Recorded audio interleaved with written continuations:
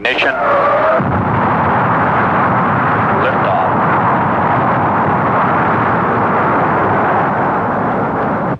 Lift flight clock start. 163908. This looks good. Flight. Roger, booster. Roger, clock start. Fuel pressure running a little high. Roger.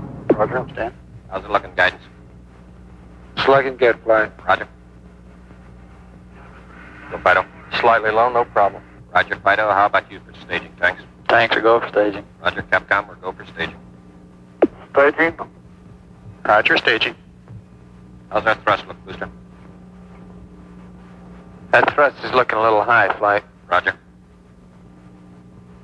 Okay, stand by for final status. Check, booster. Go. Retro. Go. Fido. Go. Guidance. Guidance, you go. Stand by one, flight. Surgeon. Go. Econ. Go. GNC. Go. How do you stand, guidance? I go, flight. Roger, Capcom. We're go. Early shutdown. We have a Seco here, flight. Roger. It's shut down. Flight Fido, we had cut off. Stand by. Roger, Fido. Standing by for avionics. Right, WI is counting over 300 feet per second. 7295. 72 is 2. Flight Fido, we're no-go. Roger. Capcom, we're no-go. Way low. Capcom, we're no-go. Roger, you are no-go. No-go. Retro, you got a time here? Roger, flight. Area Charlie at 9+20. Full angle on the retro, 7 degrees. Recovery Roger, flight. 7 on the retro. flight. Roger, we had a 4 here. We're going for area Roger. Charlie. We'll be retrofiring at 9+20. Roger, flight. You give me some weather and access times in that area, please. No swells, and your call sign Rescue 1, the destroyer, is the low. 5, 4, 3, 2, 1. Retro fire. Roger, fire 1. Rocket 2.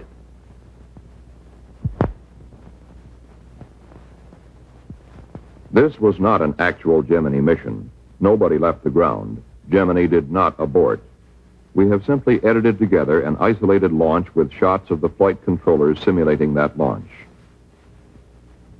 The flight was simulated from an adjacent room in the Mission Control Center, Houston, and like many other things in the space age, flight simulation is done by computers. The primary and backup crew for Gemini 8 will undergo 11 days of such simulated flights before launch day, March 16th. Early in the program, experts sit down and analyze the Gemini 8 flight. They know it is a 3-day mission. Its primary purposes include rendezvous in space with an Agena target vehicle, the first docking in space, and a 2-hour spacewalk by pilot David Scott. The experts then devise problems that could occur, some simple, some quite challenging. They feed these problems into a computer and sit back and see what happens, perhaps with a little glee. At any rate, the crew in the simulator and the controller at the console are given the problem. Both must respond correctly. About 90 problems will be run for the Gemini 8 mission. On the schedule are 2 days devoted to the Agena target vehicle, 4 days devoted to network simulations, and 2 days scheduled for running re-entry simulations, including emergency re-entries. 11 days of problem solving. Most probably none of them would turn up during the flight. But if one should, the crew and the 5,000 people in the ground network that support these 2 men would be ready. Several days before Gemini 8 will leave the ground, the USS Boxer steams toward the primary recovery zone where the mission will normally end. It begins training its complement of officers and men in recovery operations. Instead of launching amphibious strike missions, the Boxer now launches helicopters for search and retrieval of astronauts. On board is the commander of the Western Atlantic Recovery Forces, known as Task Force 140.3. 2 ships, 6 helicopters, and 6 aircraft are assigned to this task force. All 5 manned Gemini flights to date have been recovered as planned in the primary zone. Still, 10 more 54 aircraft and 5,000 additional men will be deployed at different stations around the world for recovery. There are 9 other planned landing areas lying within the 3 major zones of the Eastern Atlantic, the Mid-Pacific, and the Western Pacific. In the Western Pacific, the USS Leonard F. Mason, a destroyer, begins exercises on the retrieval of a boilerplate model of the Gemini spacecraft. The Mason will cover 3 landing areas within Zone 3. It will be backed up by aircraft from Okinawa and Japan. The chief difference between the primary area where the Boxer is stationed and a secondary area such as this is the comprehensiveness of coverage, the number of aircraft, ships, and recovery specialists on station. In addition, a special launch abort area covers the landmass and immediate offshore areas at Cape Kennedy. Recovery teams go out before the astronauts enter the spacecraft in case of an ejected abort from the launch pad or shortly after liftoff. There could be more extreme contingencies. The emergency might be such that a spacecraft could not land in a planned landing area. In a dire emergency, the command pilot might have to fire the retro rockets and come right down.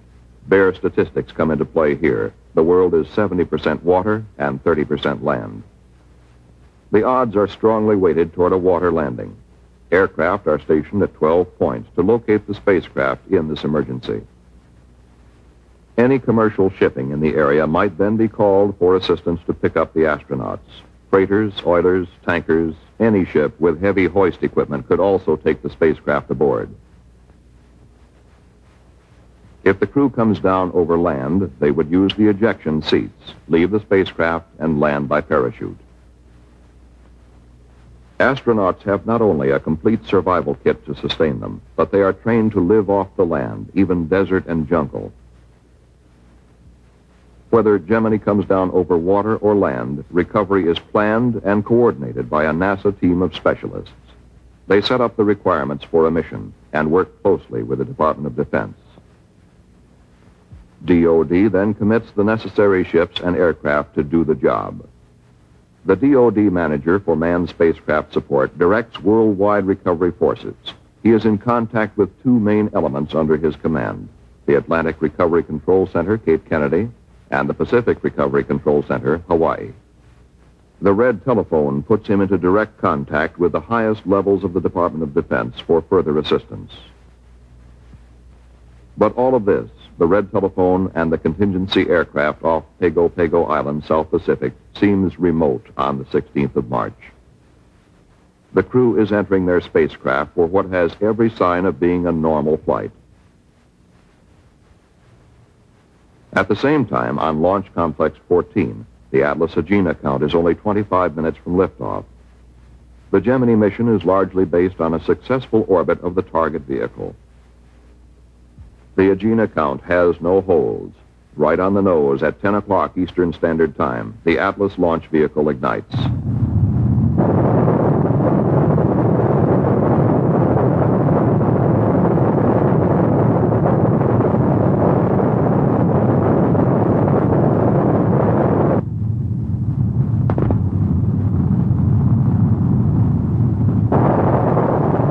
Atlas has 3 main propulsion engines which ignite at liftoff. 2 are booster engines and 1 is a sustainer engine. The booster engines cut off first, some 2 minutes, 40 seconds into the flight.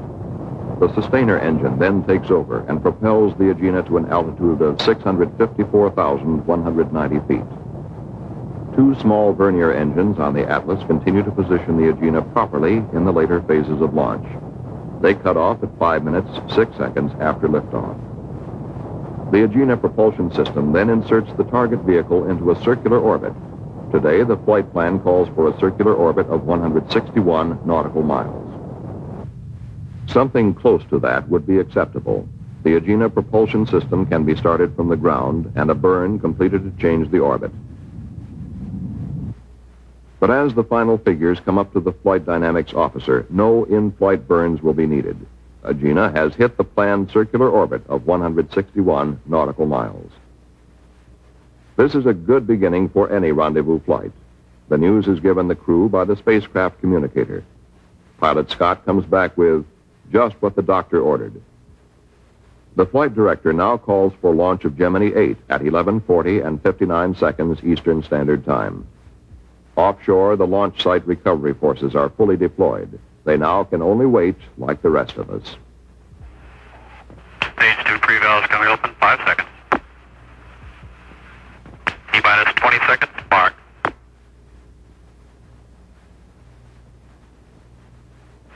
Ten, 9, 8, 7, 6, 5, 4, 3, 2, 1. Ignition. Liftoff. Roger, lock, Gemini.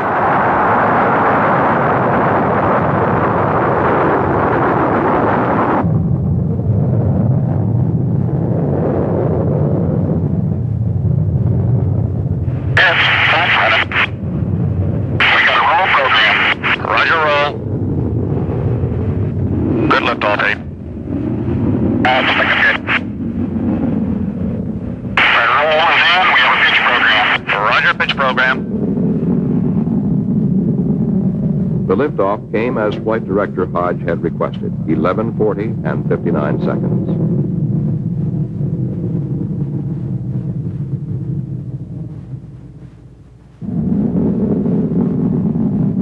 Gemini 8 goes into the clouds high above Cape Kennedy.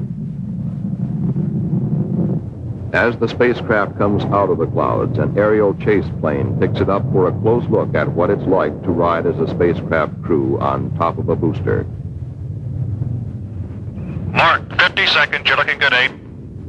After 50 seconds, the crew releases the restraints which are required for seat ejection. Gemini 8 was inserted into an orbit of 86 nautical miles by 146 nautical miles, very close to the planned values of 86 by 145 nautical miles. Roger, we have staging, ignition. Roger, staging. Pushing. And we saw the Foley's fireball there. Yeah. The launch site aboard is the first contingency that has passed successfully. A carefully trained team has been released and returns to other duties.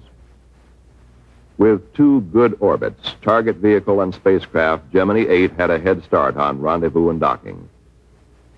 The maneuvers for rendezvous would be essentially the same as those performed by Gemini 6. So fast does the space program accelerate that rendezvous was the primary objective of Gemini 6 in December. But 3 months later, it is March, and rendezvous almost seems routine. Everyone is focused more on docking. Everyone except those who fly the mission. Then you take things step by step. This is Gemini Control, Houston. About 2 minutes ago, Neil Armstrong called in over Tananarive, and he was able to confirm at that time that radar lock had been established. Roger, do you have solid radar lock on with the Gina, over? That's affirmative. We have solid radar lock. Just a second, I'll give you our current range. Roger, thank you. Sounds good. We're indicating 158 miles range and elevation of about 4 degrees. After radar lock-on, the crew will circularize their orbit inside that of the target vehicle. Meantime, the ground does not sit still, idly waiting for something to happen. Recovery forces are constantly shifting in response to the orbit of the spacecraft, changing station according to a detailed recovery plan. The USS Cochrane, a destroyer in the mid-Pacific, takes position for a 4-4 recovery. That is, recovery in the 4th revolution in Zone 4. Zone 3 will be the planned landing zone for the next 3 revolutions, for 5, 6, and 7. After that, Gemini 8 will not be over a planned landing area again until the 10th revolution. Then it passes over the Eastern Atlantic Zone. If an emergency occurs in the 8th or 9th revolution, the spacecraft will land in a contingency area. Recovery is supported there by aircraft and available commercial shipping. But right now, much of this seems academic. The crew has other business. Okay, we've got a visual on the Gina at 76 miles. Roger, understand. Visual, Gina 76 miles. Hello, Houston. This is Gemini 8. We're station keeping on the Gina at about 150 feet. Way to go, partner. You done it, boy. You done it. Good job. Do the thing. Boy, look at that sucker. That's beautiful. See the dipole? Do I ever? I see everything with that fella. Man, that's great. Man, that is really slick.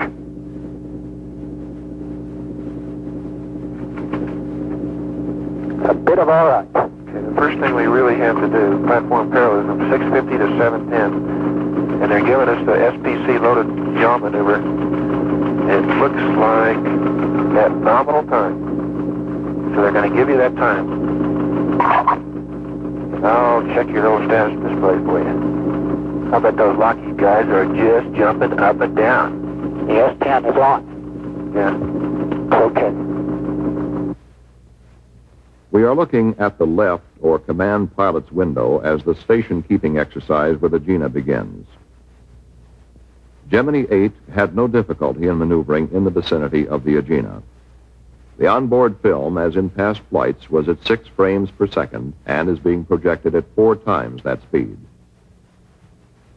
After station keeping for 35 minutes, Command Pilot Armstrong begins to move in closer to Agena, preparing his final docking approach. Both vehicles are traveling at approximately 17,500 miles per hour.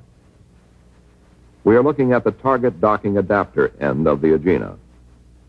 The command pilot makes a docking approach by applying very small thrust increases to Gemini 8. The maximum velocity difference between the two vehicles at docking will be about 1 foot per second. When the command pilot is about 2 feet from the Agena, he will pause until he gets a go from the Rose-Knot Victor. The double check has been completed. Okay, Gemini 8, we have TM solid. You're looking good on the ground. Go ahead and dock.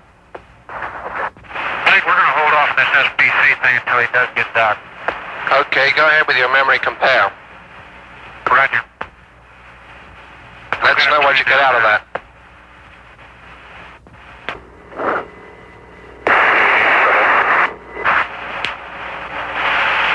We are docked. That was it. 2 vehicles docked for the first time in space. Shortly after docking, the crew was slightly surprised when Jim Lovell, the spacecraft communicator, checked in with this caution. Go ahead. Roger, 8, reading you loud and clear. I have some information for you. Ready to copy? Stand by. What kind of information is it? If you run into trouble and the attitude control system of the Agena goes wild, just send in command 400 to turn it off and take control with the spacecraft. Did you copy that? Roger, we understand. It was a routine check. You punch 400 into the onboard computer. This automatically turns off the attitude control system of the Agena. If the problem is Agena control, that ends it. Minutes later, Gemini 8 passed out of communications range beyond the island of Madagascar. The crew was preparing to begin a series of docking exercises. And the Mason was between stations. It had left 5-3 and was headed for a 6-3 recovery zone. Since we were in the 5th revolution, the retrofire experts were routinely updating their retrofire times. These are usually planned for 6 revolutions ahead and stored in the onboard computer. It was about this time that Jim Lovell almost qualified as the space prophet of the year. For 7 hours after liftoff and 27 minutes of normal docking, an excessive yaw and roll motion occurred. The crew punched up 400, but the trouble was not in the Agena. Unable to find an immediate answer, Mr. Armstrong undocked. The roll rate continued to build up, reaching about 1 revolution per second. Struggling to regain control, Mr. Armstrong was forced to fire the re-entry thrusters and gradually reasserted control over the spacecraft. Neither crewman experienced any loss of orientation. Gemini never approached a critical structural strain. Once the re-entry thrusters are fired, there is the possibility of fuel leakage in orbit, leaking of fuel essential for re-entry. The flight had been highly successful through 27 minutes of docking, but final action rests squarely on the shoulders of this man, the flight director. A decision came quickly. Fuel readings were too low. Abort. That was the first decision. Others follow. Where do we recover? A stream of facts flow into Flight Director Hodges' console. Exact orbital position. Weather in the Pacific. Available daylight in recovery zones. And the whereabouts of the USS Mason. A destroyer which had repetitiously practiced picking up a boilerplate model of Gemini in the waters of the Pacific came into its own. Millions of people suddenly learned that it existed. With Gemini stabilized in flight, there were several advantages to delaying re-entry for another orbit. The retrofire officer would have an exact reading on retrofire times, and the crew could prepare for re-entry, and aircraft could be on station at splashdown. This is the way it would be. The NASA coordinator leans over toward the DOD console. We want to recover in 7-3. The DOD manager immediately punches the button, which puts him in contact with Pacific Recovery Control, Hawaii. Hawaii alerts the captain of the Mason. He swings around and heads for 7-3, making 30 knots. Search aircraft scramble from Okinawa. They will be over the predicted landing point 10 minutes before the spacecraft splashes down. As Gemini 8 begins its seventh and final revolution, weather is excellent in the splashdown area. The crew is busy. The command pilot has time for only this brief reflection. I'd like to argue with them about going home, but I don't know how we can. That was all. Gemini 8 sweeps past Ascension Island. Retrofire will come up over Kano, Nigeria. Air-to-ground communications are broken, but the rockets fire right on the nose. The crew begins their descent through the atmosphere. This is the view they will see for a long time, the high peaks of the Himalayas. After these forbidding mountains, the sweep of the Pacific will look friendly and hospitable. Waiting for Gemini 8 are rescue aircraft circling in the landing area, ready to pick up an electronic signal from the spacecraft. 2 aircraft from Okinawa were originally assigned here, but 5 others were quickly alerted and added to the recovery team. When Gemini 8 is only 3 miles away, a C-54 catches sight of it on the main landing parachute. After that, landing is almost routine, and Gemini 8 landed within 2 miles of the predicted impact point. The first pararescue swimmer in the water is Airman First Class Neal. Airman Neal is a veteran of combat rescue work and a good man to have on your side. He was quickly followed by 2 other rescue swimmers. It was early afternoon in the Pacific, but almost 11 o'clock at night in the Atlantic, where the USS Boxer had waited. The Mason, 3 hours away at splashdown, reached the area at 3:17 p.m. local time. Crew and spacecraft, both in good shape, were soon aboard. Within 72 hours, NASA scientists would pin down the source of trouble.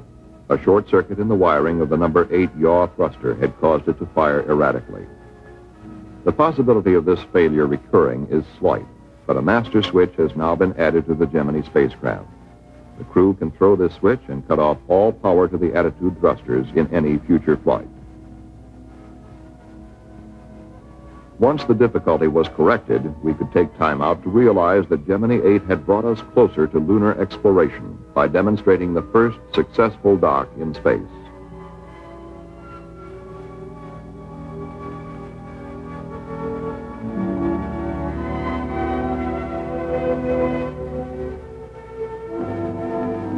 Gemini 8 also gave many of us our first look at men like the 3 young rescue swimmers, Airman Neal and Moore and Staff Sergeant Hewitt, as well as the captain and crew of the Mason. Men who are there in every flight, on remote stations, doing their duty and doing it well. It was these men who sighted Gemini 8 on the parachute and took the crew and spacecraft safely aboard the Mason. At that point, we knew that the long months of training and the many simulations and the close interplay between NASA and the Department of Defense were sound. The mission is ended. The control room is empty, but it will soon fill up again as simulations begin for the next flight. We had achieved our first docking in space. We experienced our first orbital abort. In both cases, Gemini 8 came through with flying colors.